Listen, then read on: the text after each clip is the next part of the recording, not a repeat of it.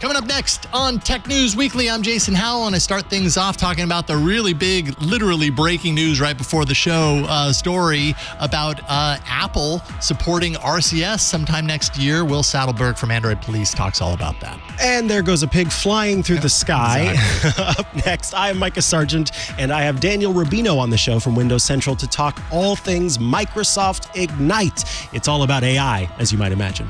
Noise-canceling headphones, we know what they do for us already, but it turns out the technology can be reworked so that it acts like a mixer for your life. That's really neat. Ooh, and I think it's about time Common Sense Media has its first ratings for those AI services to make sure that you know what your kids are using and maybe which tools they shouldn't be.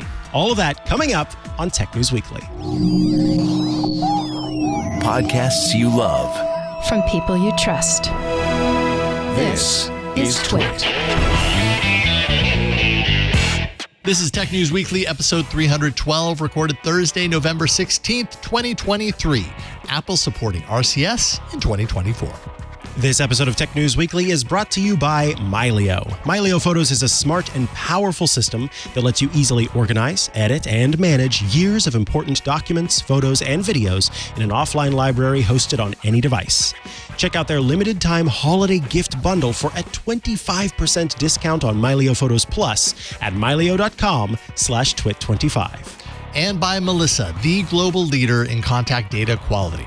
Bad data is bad business. Make sure your customer contact data is up to date this holiday season. Get started today with 1,000 records cleaned for free at melissa.com/twit. And by ZocDoc, the free app where you can find and book appointments online with thousands of top-rated, patient-reviewed physicians and specialists. Filters specifically for ones who take your insurance, are located near you, and treat almost any condition. Go to ZocDoc.com/TNW and download the ZocDoc app for free. Hello and welcome to Tech News Weekly, the show where every week we talk to and about the people making and breaking the tech news. I am one of your hosts, Mikah Sargent. I'm the other guy, Jason Howell. Right up to showtime, news was breaking. Breaking. I mean, I thought my prep was all done. And then I sit down and I'm like, wait a minute, this changes things. It does change things, yes. And what are we even talking about? You aren't even going to have to wait until like mid-show to know what we're talking about right now because it's right off the top. Woo. I love it when things work out that way. Will Sattelberg from Android Police is here to talk all about the many ways in which this like Android, iPhone messaging, green bubble, blue bubble, iMessage, nothing phone. I mean, it's many things. Teens and the smartphone usage. It's everything all combined into one giant soup. And thankfully, Will, you are here to make sense of it. How you doing? I'm good, Jason. Hi, Mikah. Hello. Hi, Jason. What a day this turned out to be. Jason sent me an email like 30 minutes before I was supposed to jump on the call and was like, well, this is more interesting now, I guess. And yeah, it's just, so, we should just get into it. Yeah. I mean, initially this whole discussion was going to be about Nothing Phone and their announcement. They made an announcement, was it yesterday or the day before, that essentially they have a partnership with a company called Sunbird to essentially enable iMessage on their phone running Android. Maybe we should just start there since that was kind of the genesis of this. What exactly is that? Yeah, Sunbird is an app that launched about a year ago. It essentially, if you managed to get off their wait list, which I don't know how many people did, I didn't, it allows you to log in using your Apple ID to one of their, what is essentially a Mac Mini running in a server farm. And then when you send a message through the Sunbird app, it on Android, it reroutes through that Mac Mini, sends it as an iMessage to an iPhone, and you can communicate through that. There are a couple other apps that do this. AirMessage uses your own Mac hardware, and Beeper, if people know Beeper, which has allows you to plug in all sorts of basically any messaging app, including iMessage. It's the same idea of rerouting through a Mac Mini sitting somewhere remote. Basically, Nothing announced that they were going to partner with Sunbird on an app called Nothing Chats, which would be exclusive to the Nothing Phone 2, which launched earlier this year, and allow for basically, communication between Nothing Phone 2 users and iMessage users without any restrictions between them, which was a big deal up until about an hour ago. Yeah. Yeah. And you literally just published this article that we're looking at here about a half an hour ago. Looks like it hit the site. The news being that Apple has announced, I have to imagine dragging their feet to some degree, has announced that they are going to bring RCS support to the iPhone sometime next year. And wow, we could go in a million different directions on this conversation, but some people on social media, were quick to say like, wow, hell is freezing over. So I guess my question for you is, did you think that you would ever see this move from Apple? I was never convinced that it would happen 100%, but I had a good feeling that eventually it would, because RCS really does seem like it's been positioned to be the upgrade to this very antiquated protocol. What are your thoughts? Yeah, so I agree with you. I would say, as I've written about this in the past, I always thought, Google has really been pushing with this Get the Message campaign they've done for over a year now. I never thought a PR campaign would pressure Apple. I always thought it would be either regulatory pressure, specifically from the EU, because I never thought we would see it from the US government, and we haven't. Or it would be like pressure from the carriers to kind of be like, hey, we want to drop SMS, or we want, more people using RCS. Can you please add RCS to the iPhone? And it seems like it's probably the former that did this. It's not really, I'm sure Google is going to do a victory lap on this. But my guess would be, last week we saw Google and a bunch of European carriers write to the European Commission to try to get iMessage listed as part of their new rules about gatekeeper apps, which iMessage is under investigation. And if iMessage were to be added to that list of services that require specific ways of interoperability, like it could mean they would have to work with apps like WhatsApp, which I don't think Apple wants. I think Apple doing this RCS move is trying to come out on top without having to completely open up iMessage. They're saying, well, look, if we add RCS support, it's kind of its own thing. iMessage still exists, but it's, if you have an Android phone, you can now, get kind of improved messaging, typing indicators, read receipts, all the stuff that I think people have wanted between iOS and Android for a long time. And they don't have to start working with Meta or something to have that between like specific apps. Yeah, it's interesting because I'm guessing the way the regulatory winds have been blowing, especially in the EU in the past couple of years, this was probably inevitably going to be somewhat of a target, regardless of if Google did its big PR campaign or not. Yeah. I have a feeling though that some of that Google attention and effort there is kind of part of this. It's hard to know which came first, the chicken or the egg. Are they really giving it that extra attention because of Google, or is it just kind of Google had their thing and they were going to do that anyways? But regardless, like I'll go ahead and pat Google on the back a little bit. They definitely took a chance. They took a risk in really hitting the PR front on this. And I think they probably have some cause to celebrate here. It doesn't really, I know for myself as an Android user, I'm satisfied. Yeah. I don't feel like I need an iMessage app on my phone, quite honestly. Like I don't need another app on my phone, but I do want to know that my conversations with people on iPhones isn't going to, give me, like I just got a handful of photos from someone who I was in contact with this morning who has an iPhone, and they're all low resolution, small images, so now I got to ask them, hey, can you send that in a different way because these aren't ideal? Like those inconveniences don't crop up. And I don't think it's going to end up really addressing the green bubble, blue bubble thing. Do you have any knowledge around that aspect of things? There doesn't seem to be anything here that would indicate otherwise.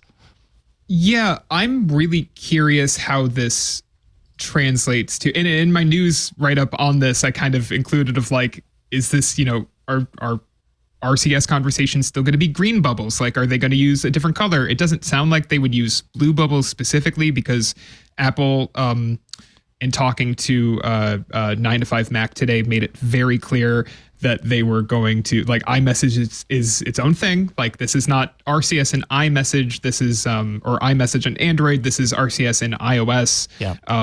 It'll certainly use the Messages app the same way SMS does, but it won't, it won't work quite how iMessage on Android would work if you were to think of that.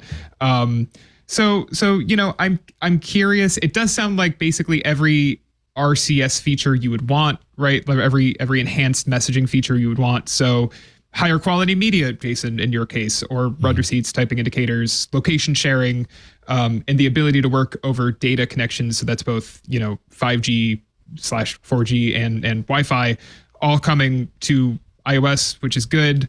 And therefore, and I would assume group chats as well, whether or not that will be, I know, I think that's the big one. That's the big question mark of like, I can't see them launching RCS with some kind of arbitrary limitation of like, hey, like if you want, group chats between Android and iOS, you still have to use MMS. Like, I just can't see that happening. Although, again, we're maybe a year out from this launching, so who knows? But I think that would be the real big thing to kind of kill the blue bubble, green bubble thing. That, and just like, and I wrote about it a little bit this week. This is kind of what we were originally going to talk about today, is the stigma, especially around younger users of Android users breaking group chats and Apple pushing teenagers to buy iOS devices, and why iPhones specifically are so popular among younger users. There was a study about, not a study, but a paper about a month ago that was just shy of 9 in 10 teenagers buying iPhones, and like how bad that is for Android's future in the US. I don't know if this will help that.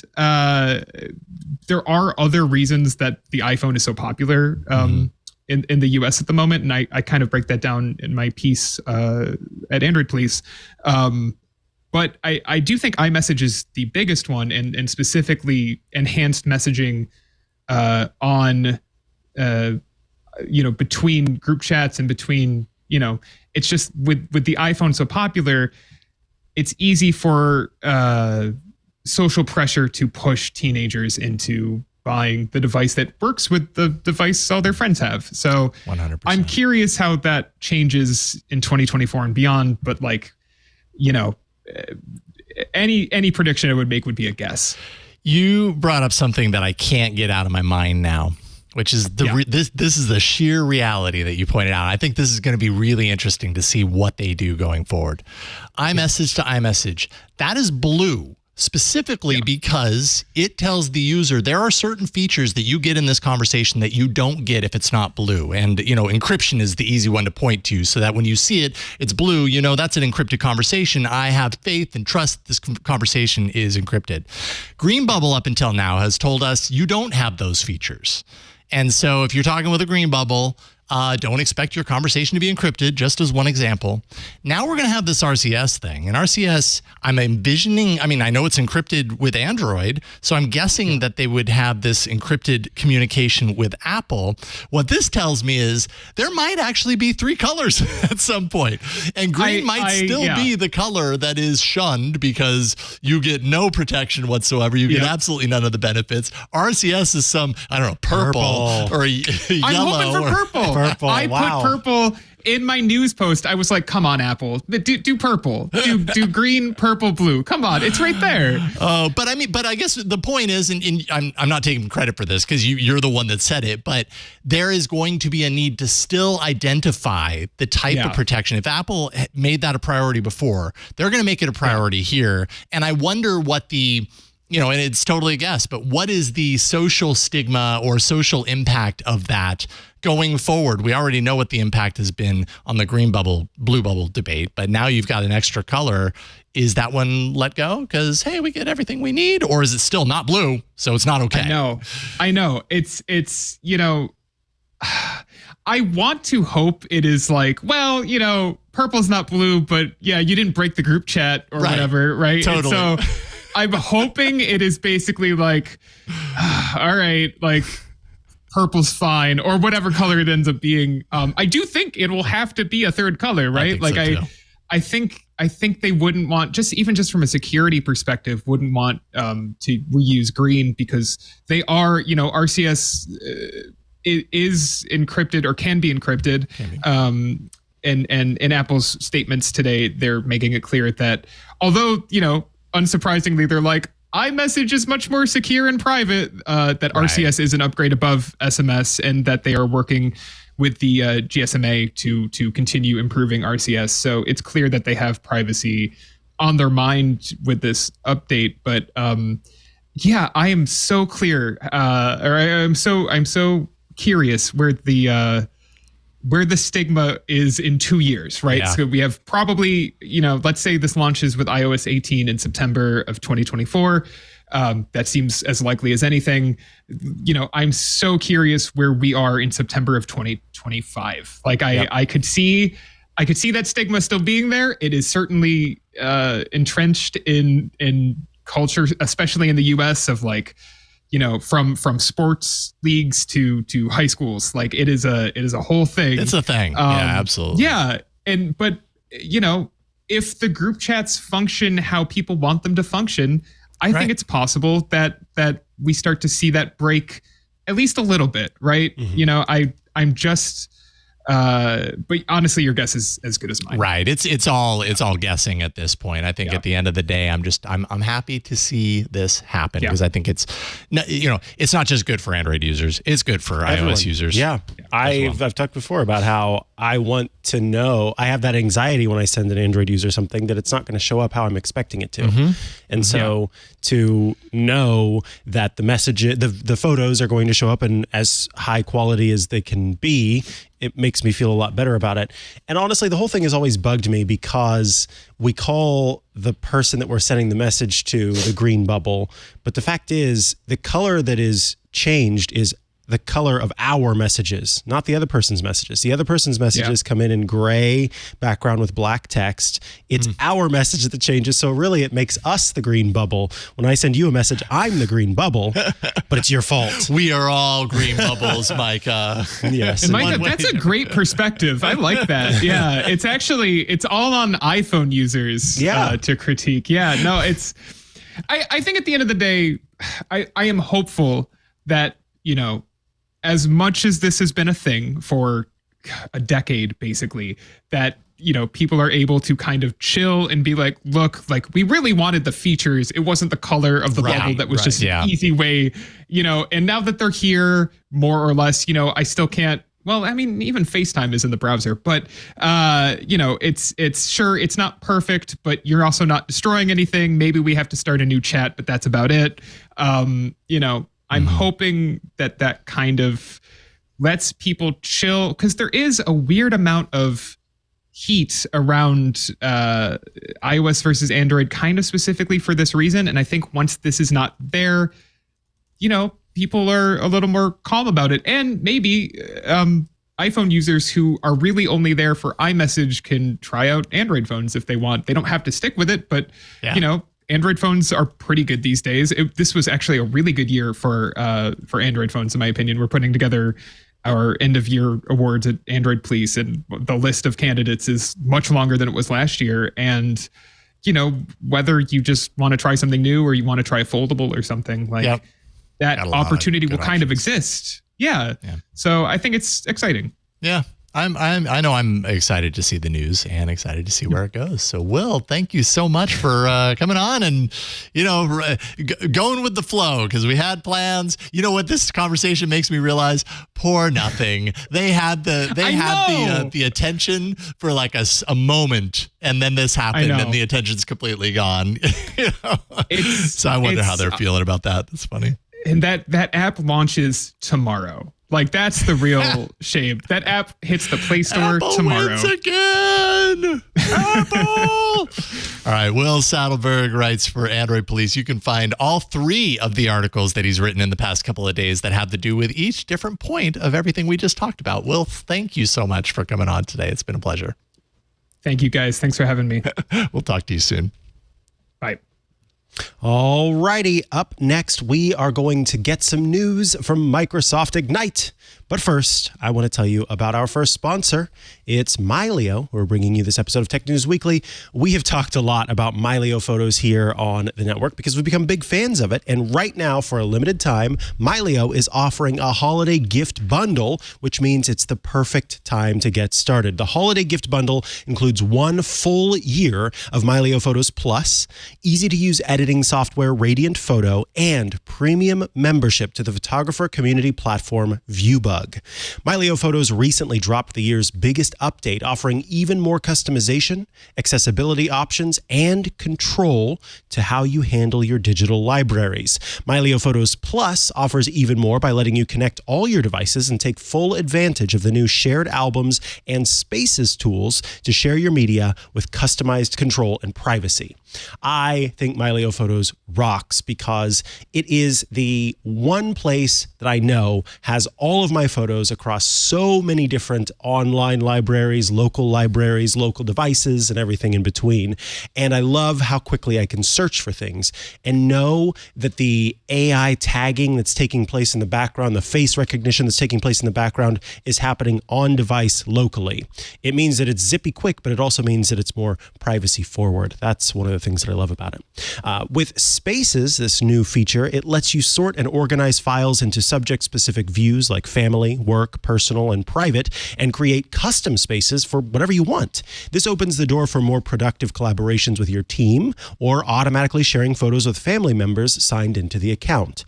And with remote control, you have full control over what's visible and which tools are available on each device connected to your account, no matter who it is. It's the perfect tool for work portfolios, managing project assets, and even personal organization. You can even use Mylio Photos for free on one device. So, get 25% off your first year of Mylio Photos Plus today for a limited time. Check out the holiday gift bundle for even more great deals by going to our special URL, mylio.com/twit25 for your 25% discount. That's mylio.com/twit25. So download Mylio Photos Plus for free right now at mylio.com/twit25. And we thank Mylio for sponsoring this week's episode of Tech News Weekly. All right, back from the break, and it is time to talk about Microsoft and the announcements that it recently made at Ignite. I mean, that it quite literally recently made it at Ignite. Just yesterday, our own Windows Weekly podcast was live at Ignite and had some of the announcements, but things keep rolling out. So to help us make sense of what is happening, we have Windows Central's own Daniel Rubino back on the show. Welcome back, Daniel. Thanks for having me. Yeah, always a pleasure to chat with you and to talk about what's going on. I think we should dig right in. First and foremost, let's start with something that I remember Mary Jo Foley and Paul Thurrott on Windows Weekly talking about this ages ago, which is Microsoft Loop. I'm hearing that it's now generally available. Can you tell us what is Microsoft Loop? What does general availability mean? Who can use it? What does it do? Et cetera, et cetera. Yeah, so there's a lot of confusion around Loop. It's one of those new products that Microsoft is pursuing in terms of getting people to create things, but online, as well as being able to collaborate with people remotely, right? So this is obviously part of the push from the COVID thing and work from home and all that. So it's mostly for business users, right? It's Microsoft 365, business standard, business premium licenses. It's not something that consumers would necessarily want to jump into right now. Like I said, it's more meant for teams who are working on projects. It's a way to track things, keep things separated. And it's a different type of app than, say, like Microsoft Teams, right? So Microsoft Teams is going to be used for, real-time chats.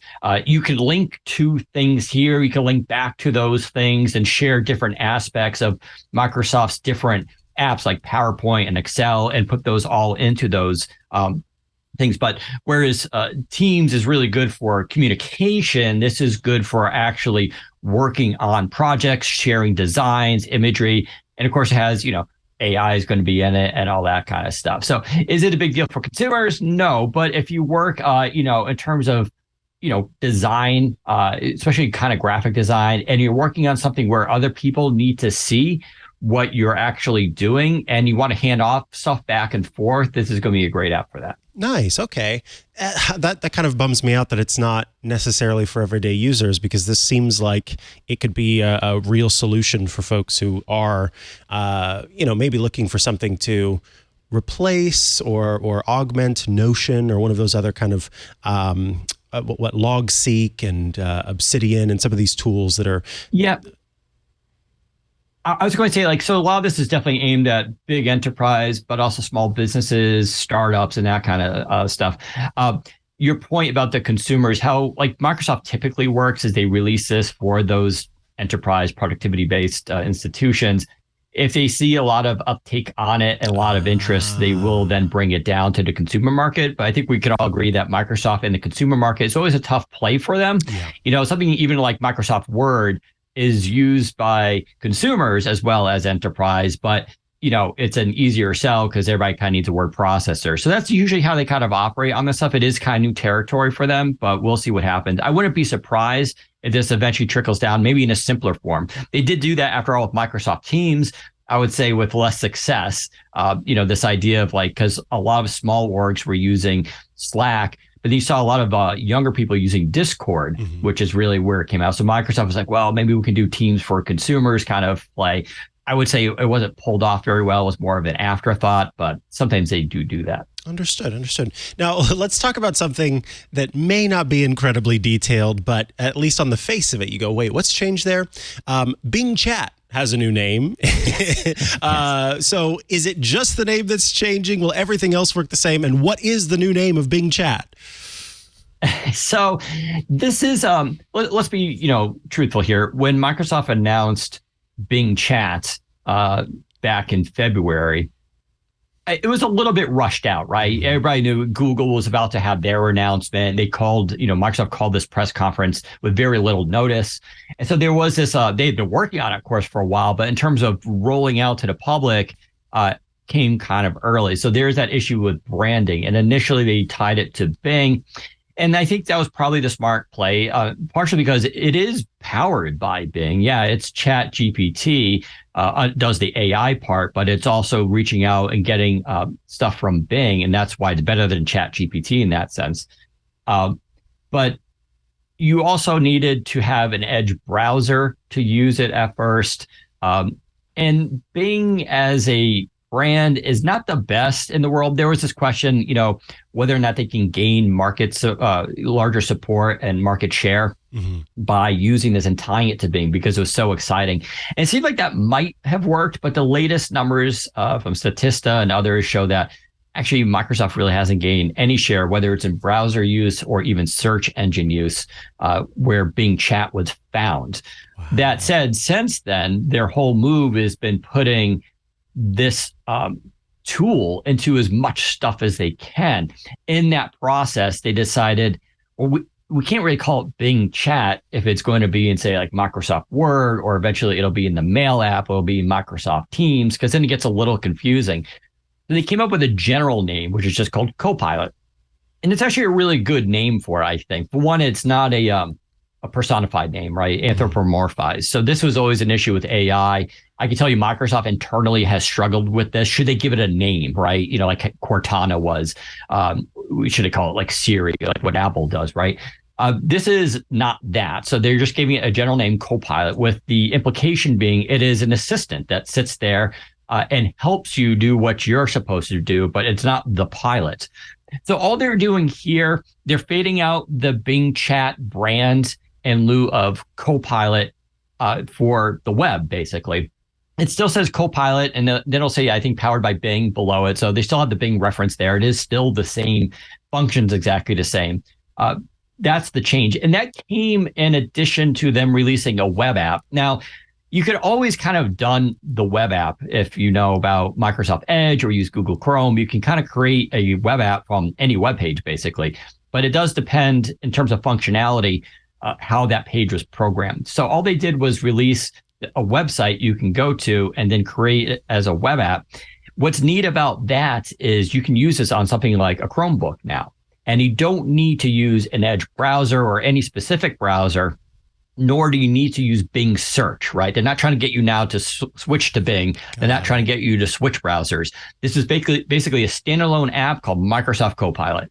And so it just gives you all that chat stuff. Sure, it's still technically powered by Bing, but it's a different branding altogether. You still need a Microsoft account, however, to access it, which I know some people will have issue with, but I think it's just part of where chat apps are at these days. Like Google requires that as well. Right.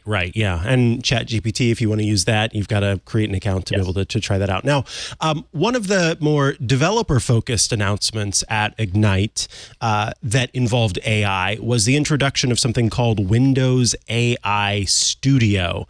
And much in the same way that folks were pretty pumped about the introduction of custom GPTs to ChatGPT, I did hear some pretty interesting excitement about Windows AI Studio. What is Windows AI Studio?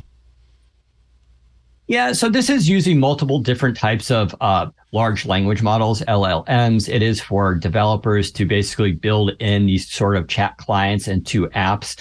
Where this technology needs to go, you can have destination brands. So we just talked about Microsoft Copilot. It's a kind of a destination brand. It's a destination app, right? Mm-hmm. The next evolution of this stuff is going to be, I would say, twofold in 2024. One is allowing developers to have access to these tools through APIs and being able to integrate them somehow into their current apps in some way or function. This reminds me very much of, and I think that's why Nadella says it, Satya Nadella, the CEO of Microsoft, that this is very much like the beginning of the internet. I remember the beginning of the internet, not the actual ArtNet, but like in 1994, 93, when we had AOL at first and then eventually brought it out. You had Gopher, you had FTP, you had all this stuff. No one at that time, and then you had the World Wide Web, right? That was now what we take to be the internet. Mm-hmm. But no one at that time actually could predict things like Google Maps and TikTok and YouTube and like where all this stuff would go. That's where we are right now with AI. And that's what this tool is going to help, do basically, is to get these tools into developers' hands. Let's see then what they create with it. The other half of this is getting NPUs, neural processing units, into hardware.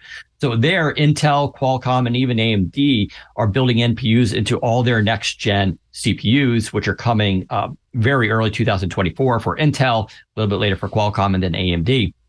And that's going to allow localized processing of this. In fact, I saw how Qualcomm uses it. You could be able to run something like a ChatGPT model locally on your laptop. You wouldn't even need an internet connection, but you could still ask it all the same questions. And it's able to fit 7 billion systems into that, where it could just do it on the fly. And compared to going to the web and coming back again, it's night and day difference. This thing is just instant. You're also not sending your data out to the web and coming back again, which is, of course, a security feature that most people will want. So that's kind of where all this wraps around and why 2024 is going to be really important for all this stuff coming together. Understood. And the naming scheme is definitely getting confusing for me, because that was Windows AI Studio. And what I intended to ask you about first was Copilot Studio, which is the other studio that Microsoft has announced. That one is, and why I led into it with the custom GPTs, because this is essentially Microsoft's way with Copilot Studio to let users create their own AI chatbots, right? Right. Yeah. So that's the new, I don't want to say fad. It's almost too early to even call it a fad, but OpenAI has this as well. In fact, a lot of times when you see OpenAI now something, Microsoft has their own kind of version of that's either about to come out or waiting in the wings, right? So this is the idea of like creating your own personal chatbots based on Microsoft's technology, which then can be used internally by companies. I can tell you, even my company, Future PLC, is looking at using these types of models in terms of helping customers find the thing that they're looking for, right? It's an augmented search, but you can do things like limit search to just our websites, which is really kind of interesting. And so it allows you to use these models, put in the terms you want, but keep it within the system itself versus going out to the wider web and pulling in data. So companies can kind of use this to create all sorts of specific, help tools, or like you need to find a document or something that's within the company's repository. Like you can do all that now with these tools. And again, you're getting back to security, because it's cool to go to the web, use something like Copilot, but you wouldn't want to probably put in your credit card information, or if you're a company, you probably wouldn't want to upload a document to have it analyze it and summarize it for you if that document maybe contains proprietary information about the company or something secret you're working on, right? Doing all these types of chats, though, these models allows you to do it yourself and set the constraints there. So it's not going out to the web. This is also the play of Copilot Pro. It's, that's what Microsoft's calling that now for enterprise, which builds that into systems as well. The last thing that I want to mention, this I didn't see this until this morning, and I thought, this is really compelling as an idea later on down the line, is the Windows app that Microsoft has unveiled. Yes. Tell us about this, and then I'm curious to hear your take on how we could maybe see this come to consumers in the future. Yeah, so this is this has been a long time in the making. It's not that different from what people refer to as RDP, the ability to remote into a desktop. The difference here is this does get powered by, or can be powered by, what's called Windows 365, which is a subscription service currently mostly aimed at business and enterprise, where you access a cloud-based version of your operating system, in this case Windows, with apps installed, and allows you to run those apps remotely. The idea here is that if you have certain secure systems and you only want limited access, or maybe you're even on a Linux system or Mac OS, you can then go and access it. So it's like a virtualized form of Windows, but it's not actually running virtualized on your desktop. It's up in the cloud somewhere. You're also getting access to much more powerful hardware in theory, because you can base this on different types of levels of computation. Your question about like, where does this go for consumers is an interesting one. I was pointing out today that in 2016, HP announced their X3 Elite. It was a Windows phone. And it came with a dock, and you could connect it up to a computer, and it would do Continuum. So it ran like a version of Windows Mobile, but for the big screen, just like Dex is today for Samsung. But then they had their own service, which you could run on top of that, called HP Workspace, which was a virtualized online version of Windows. So then you could run full desktop apps on your phone. How this transcribes to potentially consumers in the coming years is going to be basically these really thin client devices you'd be able to carry around. Imagine a laptop weighing 1.3 pounds, powered by an ARM processor, which normally, if it ran a full operating system, might not get the best battery life, even with ARM. But now you can, go online, access this, and have access to like a GPU, which you couldn't fit into this laptop, and be able to render stuff remotely on that server for you. You can also, if you're a Mac user or you're a Linux user, but you occasionally do need a Windows environment to work from, whether for programming or other projects, you can now access that through this app as well. You could we think it's also gonna be able to run on an Android tablet. That's the ability there. It's just to have this. If I had to make an analogy, if you remember years ago, there was this issue with ISPs becoming dumb pipes. Mm-hmm. Consumers wanted ISPs to be dumb pipes. ISPs did not. So they're always trying to add value to their system. And we're just like, just let us run the internet. That's kind of where hardware is going, in my opinion, where hardware is becoming less important about the software it's running or the operating system. It's about the services it can access. Mm-hmm. And in a sense, hardware is becoming like dumb hardware. You just need the screen, the processor, the RAM, and all that.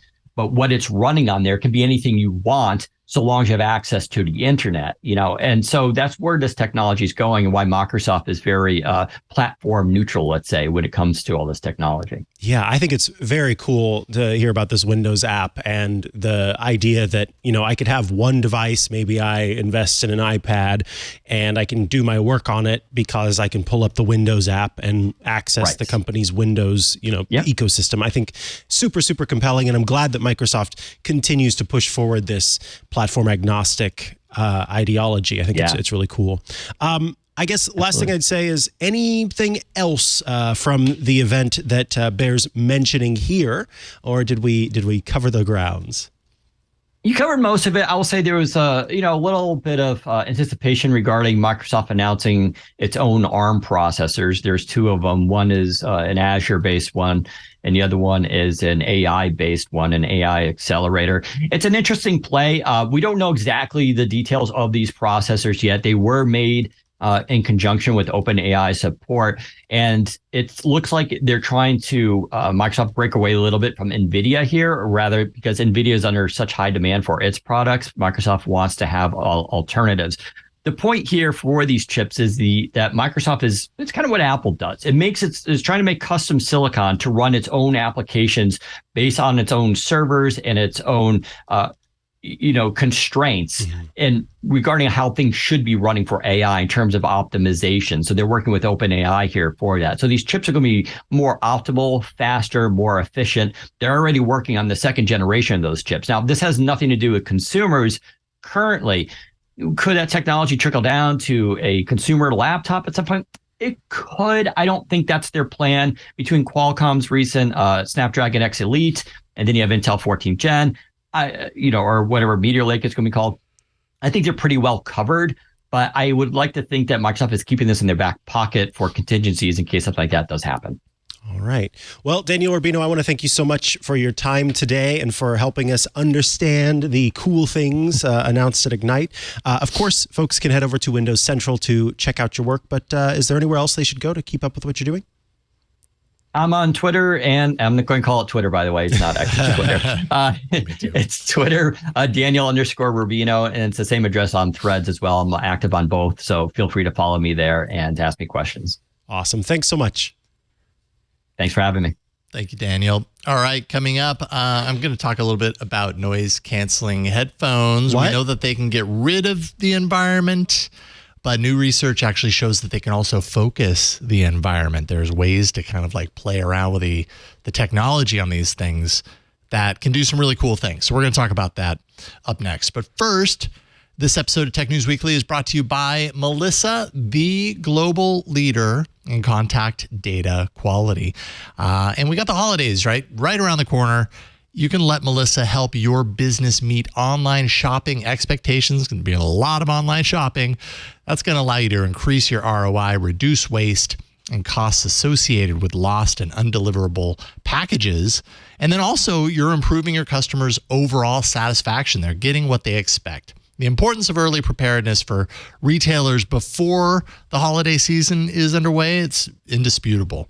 Here are some of Melissa's tips to help get you started. Start by cleaning out your contact data with Melissa's data cleansing solutions.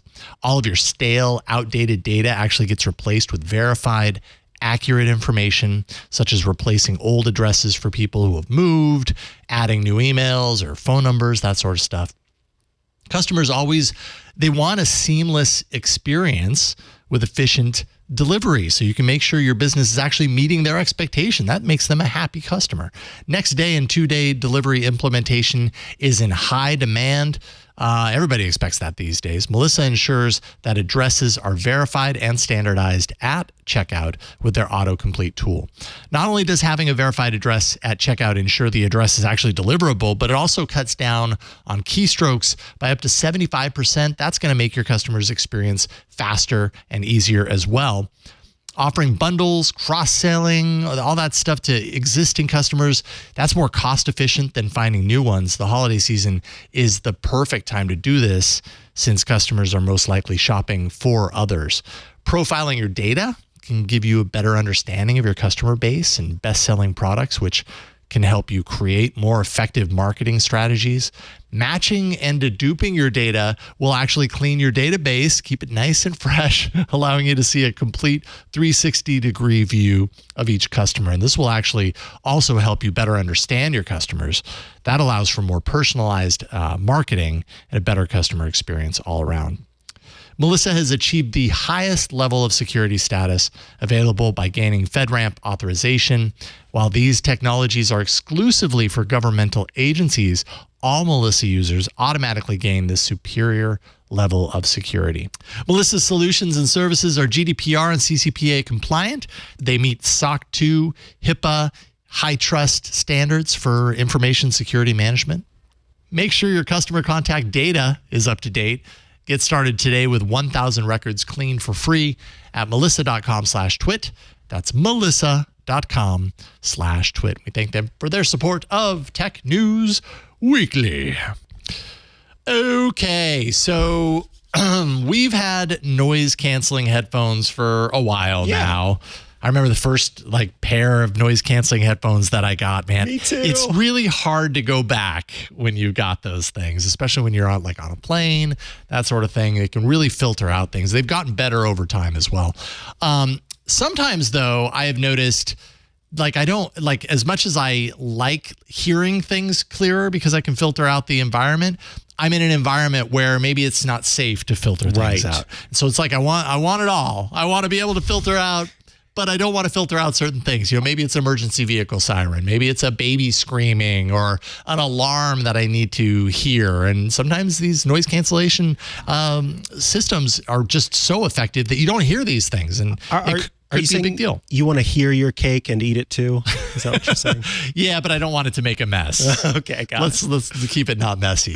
There's a technology called Semantic hearing that actually might change this. It's a prototype technology right now, and it's meant to transform current off-the-shelf noise-canceling headphones into something that's a bit smarter. So it uses the onboard mic on a headphone, and this is the mic that would normally be used to capture the world to reduce the noise, because that's largely how these noise cancellation systems work. They kind of sample the noise that's out there. And I don't know if they're doing reverse phase or what exactly they're doing, but it's probably a combination of things to basically take that signal and remove it from the signal that's transmitted into your ears. So they take that and instead they send those noises to a neural network on the phone. So this is how it's able to operate with a pair of headphones, let's say that you might already have, that it doesn't instantly have this feature when you bought it. You could still do it because of the power of the neural network on the phone. And then it either boosts or it reduces pieces of the noise that goes into the ears. So you could have, or they, the app or whoever's making this, could train the neural network to recognize certain noises that you could turn on or off. I'm imagining, right? I could see a kind of a row of check boxes. Oh yeah, so it almost pops up. It's here are the things I'm hearing. Yeah, which of these things do you want to turn off? Mind you, the article says nothing about that part, but I'm just assuming I could see that being the case. Oh yeah, I definitely want to hear emergency vehicles, or I do want to hear a baby because I have a baby and I definitely don't want to not hear the baby crying when I need to. So you can wear them and then hopefully not miss the most important things that might happen in your life. And the article that I read here, MIT, what is it, MIT? Why am I suddenly blanking on I can't even pull up the article anymore. Anyways, it's a great article. Noise canceling headphones could let you pick and choose the sounds you want to hear. Just do a search for that. It pointed out a really big challenge for computers, historically speaking, that I hadn't really considered. When we are in a room filled with people, MIT Technology Review, that's what it is. Yeah. When we are in a room filled with people and we're talking, there is a ton of noise in that room, yet for whatever reason, I can hear you clearly. I mean, unless it's like insanely loud and we're yelling over the top of everything. But our brains are capable of being inside of this room of noise and still focusing our attention on a particular voice, or maybe it's a combination of voice and, seeing the mouth move and everything. The article calls it the cocktail party problem. And when computers try and do this, they have a really hard time discerning the difference because it's just all flat noise, right? And it's all coming in. It doesn't have kind of the depth perception that maybe we do because we've got two ears looking, that's true. Pointing in different directions. Exactly. That can kind of there's use so much that involved. to filter through this. And it really does seem like the sort of thing that neural networks and artificial intelligence, would be based on what we know about AI. Right. This seems like one of those problems like we couldn't do this very easily before, but now what do you know?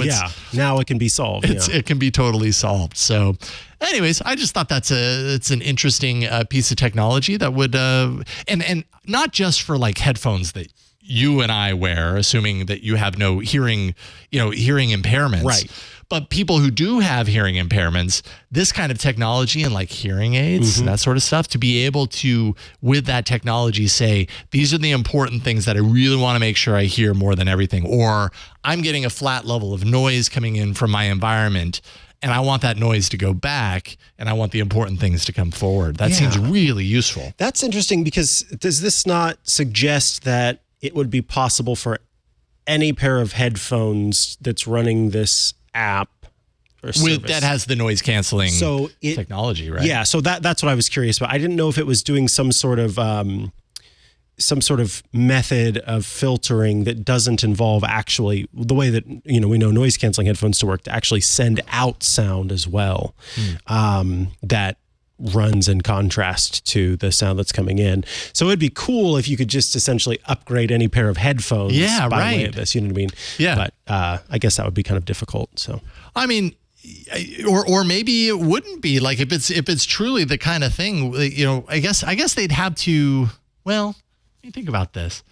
Because essentially when I'm wearing a noise canceling headphone and it's plugged into my phone, it's basically saying, here's the audio that you want to hear. Here is the music playing through the music app, and we're reducing everything that's outside of it. So I guess it would just require some sort of software to act as kind of like a mixer between the two, would be my thought. Yeah, plus an easily accessed microphone somewhere, because that's one of the things that for sure. Yeah, yes. your noise canceling headphones have microphones built into them to listen, Absolutely. to be able to know what to block out. So maybe if you could have your phone on the table or something, turn this on, the phone could have the microphone and be able to, this is all conceptual, but but still it's a neat idea, and it could be incredibly useful, not just from a day-to-day, like I want to hear my music better, but for some people it could be, I need to hear this person life-changing potentially. Yeah, just the idea that I could say, I can't quite hear this conversation I'm trying to have. Can we just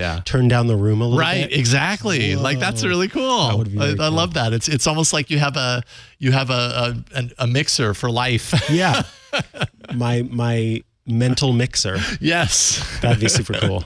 So anyways, MIT Technology Review is the place to go for this article and check it out. And I'm looking forward to hearing more about this technology. Who knows? At some point, is this something that ends up in like the settings of a phone? It's like if you've got noise canceling headphones, activate this switch, and when it recognizes, because like the Google Pixel Buds Pro are Google's latest Pixel Buds that have noise cancellation built into it.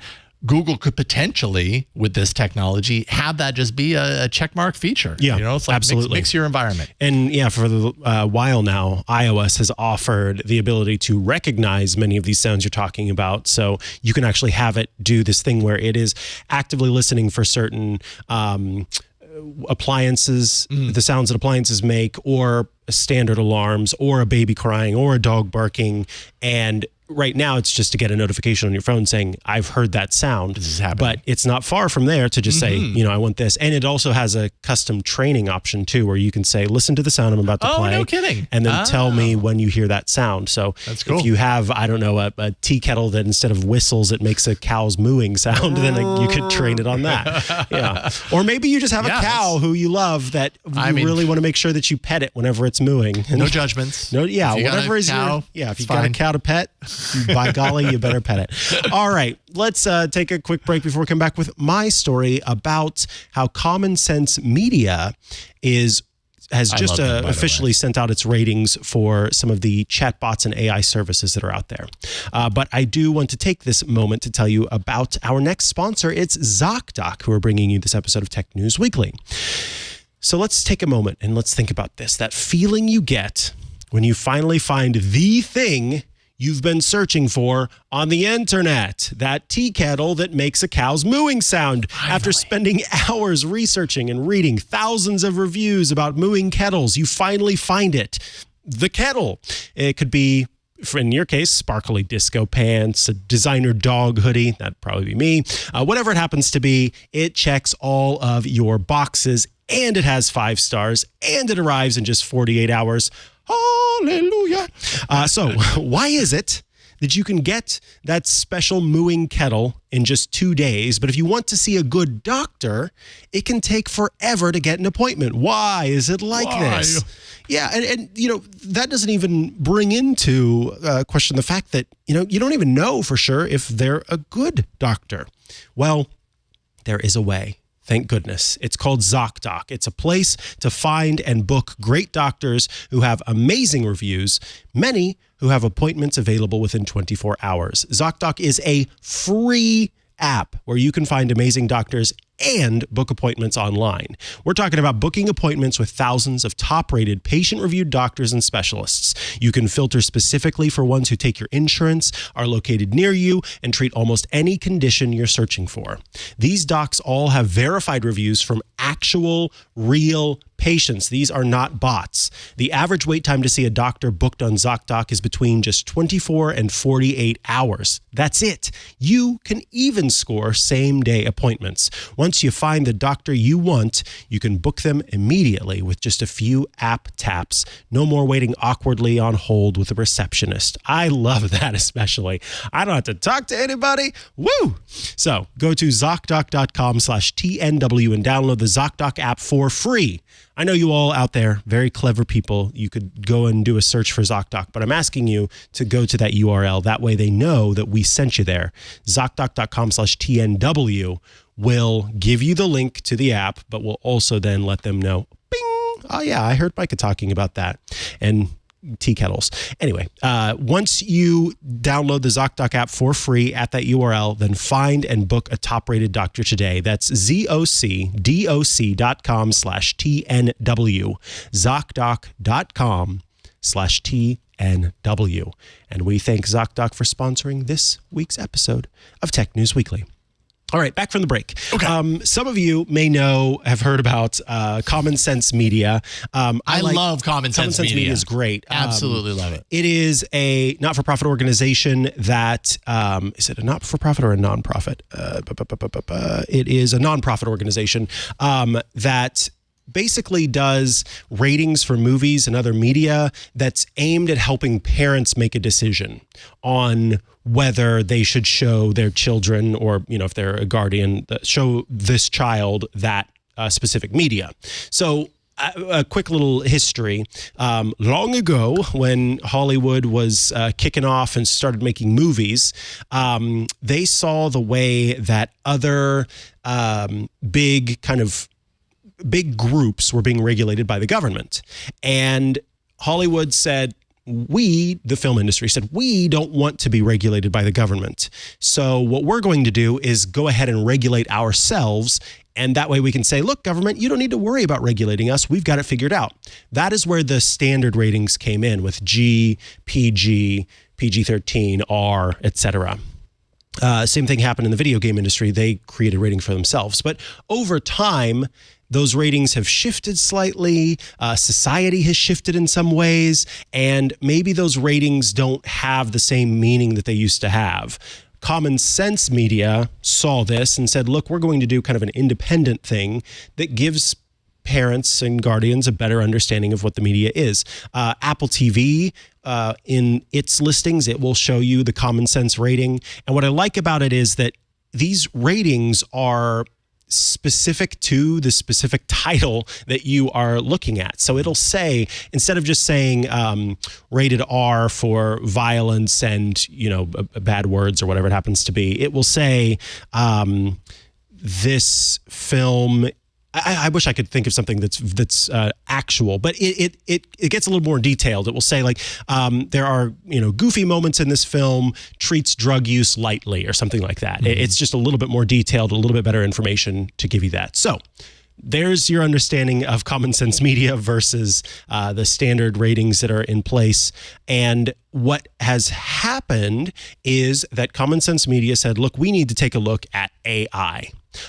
Because that is a new form of media for many people, and we need to understand and help people understand how this stuff is being used and how it may impact children. So they have a set of AI principles, and there are 8 of them.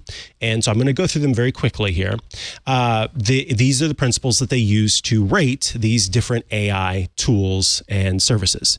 The first one is to put people first. So does it respect human rights and children's rights, as well as identity, integrity, and human dignity? Does it support human agency? The second principle is to promote learning. Is it centered on the needs of individual students, including linguistically diverse students and students with disabilities?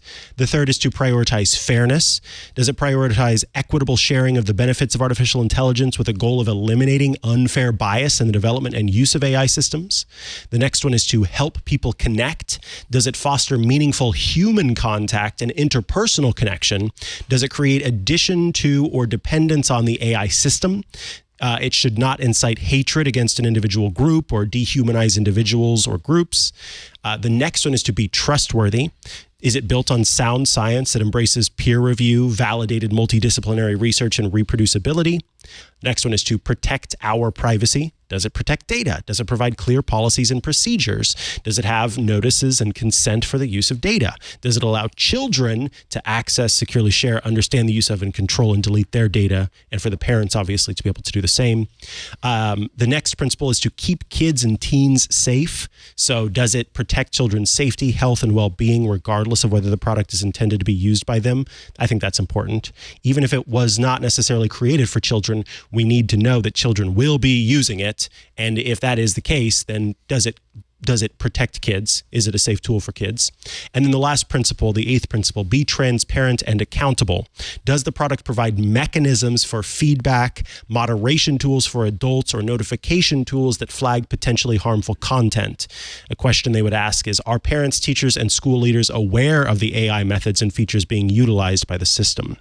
So, with those different principles in mind, they did set out to look at the different tools: ChatGPT, Bard, DALL-E, Stable Diffusion, My AI from Snapchat, Lura, Conmigo, which is from Khan Academy, Chiron Learning, Toddle AI, and something called Elo.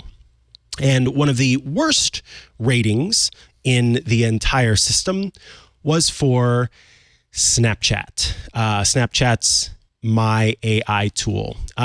In its review, it said that it got a common sense rating of 2 out of 5. Its privacy score was 64%, and that is because it willingly gives sex advice or tips on how to hide beer. So essentially, when they talked to this tool, it had lots of red flags that came along with it. It chatted with teens about sex and alcohol, and it misrepresented Snap's targeted advertising. Common Sense concludes there are, quote, more downsides to My AI than benefits. But let's take a look at something like DALL-E, okay? So DALL-E, which is the tool that turns text into visuals, it got a privacy rating of 48%, and it got an overall rating of 2 out of 5 stars. So if we look at it, it says DALL-E has the potential to enable creativity and artistic expression and allow for visualization of new ideas. OpenAI has taken a number of efforts to reduce DALL-E's ability to generate harmful content. We know that. And this is where they contrast it with Stable Diffusion. In their review of Stable Diffusion, they said that it often sexualizes women and girls in generated images, and that is why it received 1 out of 5 possible stars, because of its chance of doing that. If we look at some of the kind of breakdowns of everything, the highest ratings for DALL-E were for its privacy, transparency, and people first, but things like fairness and trust and kids' safety all did not score very well, because its view of the world can shape impressionable minds with little accountability. The use of DALL-E 2 has the potential to harm individuals and groups by reinforcing stereotypes, erasing or denigrating them, providing them with disparately low quality performance, or by subjecting them to indignity. The other thing that I wanted to mention was that Migo from Khan Academy actually got a 4 out of 5 on its common sense rating and an 80% privacy score. The one complaint that they had was that it features simulated chats that you can have with historical figures.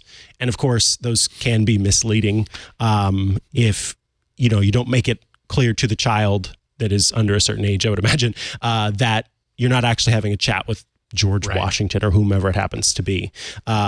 And so, yeah, that could be misleading and something to be aware of.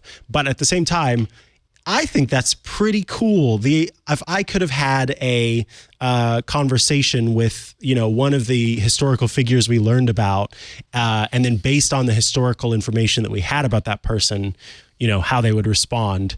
I'm sure that I would learn about some sad things from a few of the historical figures I thought were cool, because many of them were slave owners, unfortunately. Right. Very that flawed is also history, important too, right? Absolutely. To have the whole kit and caboodle there. 100%, So yeah, I think that's I had not heard about Conmigo. But I'm going to have to check that one out. It's sounds pretty neat.